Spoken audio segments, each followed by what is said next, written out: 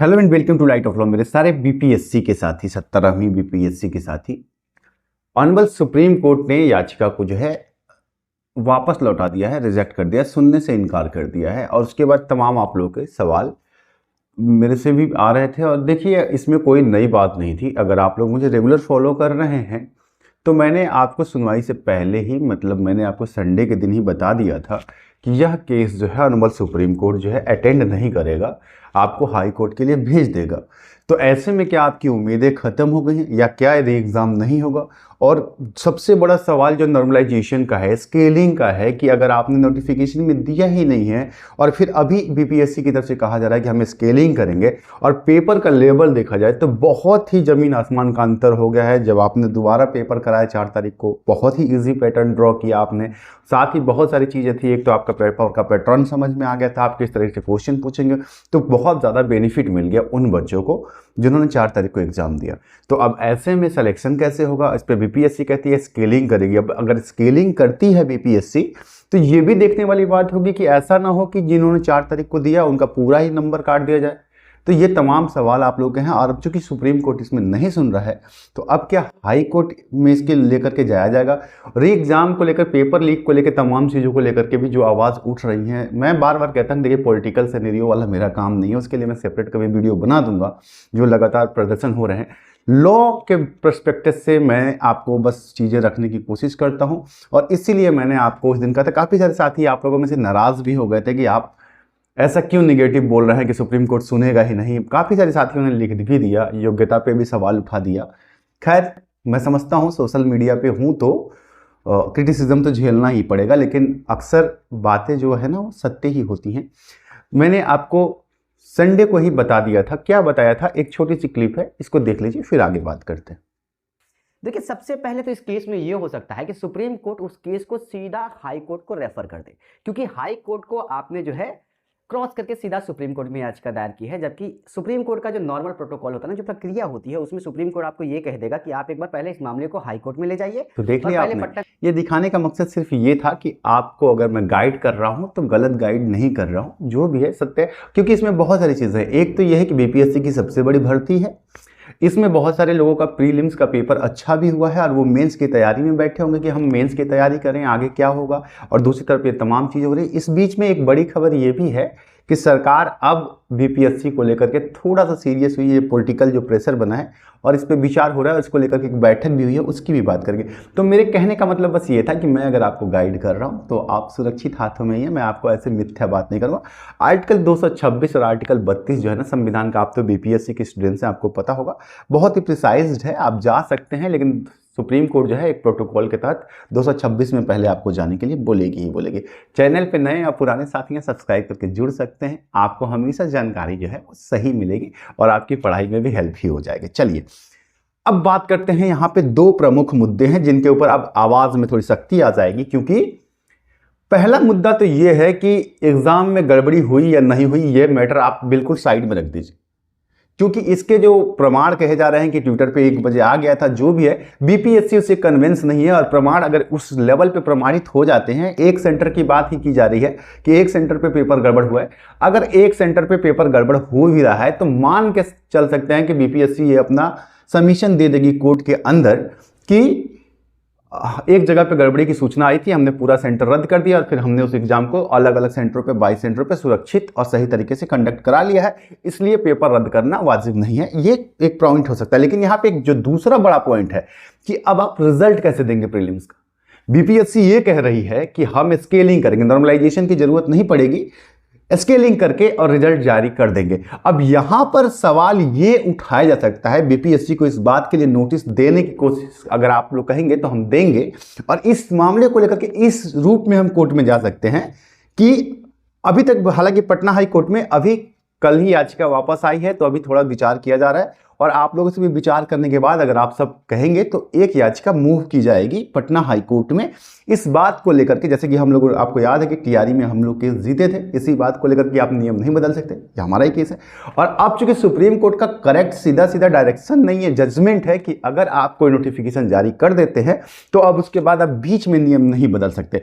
अब नोटिफिकेशन को बीपीएससी के, करेक्टली मैं बोलूँ तो मैंने ठीक से नहीं पढ़ा है, अगर आप में से कुछ साथियों ने स्पष्ट तौर से पढ़ा है जो आपने फॉर्म भरा था तो नोटिफिकेशन, तो आप मुझे करेक्ट कर लीजिएगा कमेंट सेक्शन में कि क्या बीपीएससी ने नॉर्मलाइजेशन या फिर स्केलिंग जो है अपने नोटिफिकेशन में दिया था कि हम रिजल्ट के लिए स्केलिंग की प्रक्रिया का यूज कर सकते हैं या फिर नॉर्मलाइजेशन की प्रक्रिया का यूज कर सकते हैं। हाँ, यहाँ पे हल्ला बहुत हो रहा है कि स्केलिंग और नॉर्मलाइजेशन, बहुत सारे साथी ये भी पूछ रहे हैं कि स्केलिंग होता क्या है। जब हम लोग यूपीएससी का एग्जाम देते थे तो मेंस के टाइम में इसमें मेंस में हमारे स्केलिंग होता था। स्केलिंग का मतलब ये होता है कि जैसे मान लीजिए कि किसी के पास मैथ है और किसी के पास हिस्ट्री है, कोई हिस्ट्री ऑप्शन दे रहा है और कोई मैथ ऑप्शन दे रहा है, तो मैथ का ये होता है ना कि मैथ तो आपको करेक्ट कर फॉर्मूला है, फॉर्मूले से मैथ सॉल्व करना है, या साइंस है तो फॉर्मूले से सॉल्व होगा और उसमें पूरे पूरे नंबर मिल जाते हैं। हिस्ट्री जो है वो आपको पता है कि हिस्ट्री आपको लिखनी पड़ती है, अपने शब्दों में लिखनी पड़ती है, उसका कोई सीधा सटीक फॉर्मूला नहीं होता है, फिलॉसफी टाइप की होती है, तो इसलिए इसमें नंबर कम पड़ते हैं। तो ऐसे में यूपीएससी ये पैटर्न अपनाती है कि एक स्केलिंग कर ले कि हिस्ट्री वाले का और मैथ वाले का नंबर जो है बराबर कर लिया जाए। ये ना हो कि उसको 100% दे दिया जाए और हिस्ट्री वाला जो ऑप्शनल है वो जिसने लिखा है उसको कम नंबर मिले, क्योंकि मैथ तो पूरा राइट टू राइट होता है, इसको स्केलिंग कहते हैं। तो क्या ये प्रीलिम्स में कैसे करेंगे स्केलिंग, ये बड़ा मुद्दा है और इससे बच्चों का रिजल्ट जो है इफेक्ट होगा कि नहीं होगा। अगर मान लीजिए कि पूरी तरीके से इस सेंटर पे जहां अभी एग्जाम हुआ है 6000 बच्चों का, पेपर को देखते हुए स्केलिंग में इनका पूरा नंबर कट कर लिया जाए और इनको डाउन करके स्केलिंग किया जाए तो भी गलत है। और जब प्रक्रिया में पहले आपने ये बात कही ही नहीं है कि हम स्केलिंग करेंगे या नॉर्मलाइजेशन लेकर के आएंगे, तो आप अब नियम कैसे बदल सकते हैं। इसलिए आपको दोबारा बीपीएससी का री एग्जाम कराना चाहिए। और गड़बड़ी की जहां तक बात है तो बीपीएससी अब ये नहीं कह सकती है कि एग्जाम में हमारे कोई गड़बड़ी हुई ही नहीं थी, क्योंकि अगर गड़बड़ी नहीं हुई है एग्जाम में तो फिर आपको दोबारा एग्जाम कंडक्ट कराने की जरूरत क्या पड़ी, जो कि आपके पास प्रूफ है। तो इन दो ग्राउंड्स को लेकर के ऑनरेबल पटना हाई कोर्ट में अब हम लोग तैयारी कर रहे हैं कि हम लोग जाएंगे। देखिए, अल्टीमेट में आपको कहता हूं कि लड़ाई तो आपकी यहीं से लड़ी जाएगी और आज तक ईश्वर की कृपा से लड़ते भी आए। और फिर एक बात और बताए, कोई पैसे नहीं चाहिए आपके, आपका भाई कैपेबल इनफ है, आप लोगों की कृपा से ठीक ठाक पैसे कमा लेता हूं। तो इस याचिका को हम लोग लेकर के जाएंगे। फिलहाल प्रशांत किशोर जी की टीम की तरफ से भी एक जो है याचिका लेकर के जाने की बात की जा रही है, हम लोग संपर्क करने की कोशिश कर रहे हैं। हम ये नहीं चाहते हैं कि याचिकाओं का एक बंडल ले जाकर के सुप्रीम कोर्ट या हाई कोर्ट में डाल दे जाए और रिजल्ट खराब हो। उसका एक ही केस की जाए और सब लोग मिल करके उस पर तैयारी करें और सब लोग पूरी ताकत से उसी को लड़े। इसीलिए हम लोग उनसे भी बात कर रहे हैं। अगर एक याचिका मूव की जा रही है तो दोनों तरफ की सजेशंस लेकर के आप लोग के भी सजेशंस लिए जाएंगे, हम अपने इनपुट्स भी देंगे किन किन ग्राउंड्स पे चीजें कवर हो सकी, और फिर याचिका जाएगी।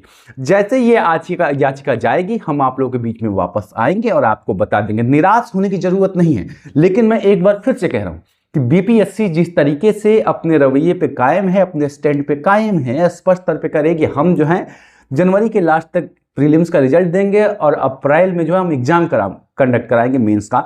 ऐसे में जो साथी सीरियस कैंडिडेट हैं, जो अपने मेंस की तैयारी में लगे हैं, वो बिल्कुल अपनी तैयारी ना छोड़िए, क्योंकि ऑनरेबल कोर्ट में जाने के बाद भी कोर्ट की प्रक्रिया काफी लंबी होती है। देखिए, मैं आपको दिग्भ्रमित नहीं कर सकता हूं। बहुत सारे लोग कहेंगे कि उनका एक अलग ही मोटो है, इसके बारे में बोलना भी ठीक नहीं है, लेकिन मैं फिर भी, आप मेरे घर जैसे हैं तो मैं आपको बता दूं, एक ये सिस्टम है, एक चंदे का धंधा है कि हम कोर्ट जाएंगे, हम जीत जाएंगे, ये हो जाएगा, वो हो जाएगा, और उस पर एक चंदा कलेक्ट किया जाता है और फिर फाइट की जाती है। वो भी एक लीगल बैटल है, मैं समझ सकता हूँ कुछ लोगों का काम हो सकता है, लेकिन मैं आपको फैक्ट ही बता रहा हूँ। कोर्ट में जाने के बाद भी हो सकता है कि ये मामला थोड़ा लंबा खिंच जाए, क्योंकि इसमें बहुत सारे जवाब दिए जाएंगे, एफिडेविट जाएगा, काउंटर एफिडेविट जाएगा, सप्लीमेंट्रीज लगेंगी, बहुत सारी करके, तो हो सकता है ये थोड़ा लंबा खिंच जाए। हम लोग प्रयास कर सकते हैं कि इसको फिलहाल के लिए पूरी प्रक्रिया को रोक लगा दी जाए, लेकिन इतनी बड़ी भर्ती है, बहुत सारे लोग प्रभावित भी होंगे, तो क्या इसको रोक देना, प्रक्रिया के ऊपर स्टे कराना सही रहेगा या नहीं रहेगा, ये आप लोग मुझे बताएंगे, फिर उसी हिसाब से हम लोग कोर्ट में ड्रा करेंगे। कुल मिला के निराश होने की जरूरत नहीं है। री एग्जाम की प्रक्रिया के लिए अब पटना हाई कोर्ट में एक याचिका दायर की जाएगी। प्रशांत किशोर की टीम से बात करने के बाद अगर दोनों टीमों का एक समन्वय बनता है तो हम एक याचिका मूव करेंगे, वरना अगर आप लोगों का समर्थन रहेगा तो हम फ्री ऑफ कॉस्ट अपनी जेब से लगाकर आप लोगों के लिए एक याचिका दायर करेंगे पटना हाई कोर्ट में, इन ग्राउंड्स के ऊपर कि नॉर्मलाइजेशन जब है नहीं तो आप नॉर्मलाइजेशन कैसे कर सकते हैं, स्केलिंग आपने नोटिफिकेशन में दिया नहीं है तो फिर आप स्केलिंग कैसे कर सकते हैं, और रिजल्ट में जो इससे प्रभावित होगा प्रीलिम्स में, उसके साथ अन्याय नहीं है क्या ये राइट टू इक्वलिटी का उल्लंघन है या नहीं है। इन तमाम सवालों के साथ हम एक याचिका लेकर के जाएंगे। निराश ना होइए, और मिथ्यों से बचिए। जैसे ही कोई अपडेट आएगी मैं आप लोगों के बीच में वापस आऊंगा और आप लोगों को सटीक जानकारी दे दूंगा। तब तक के लिए नमस्कार।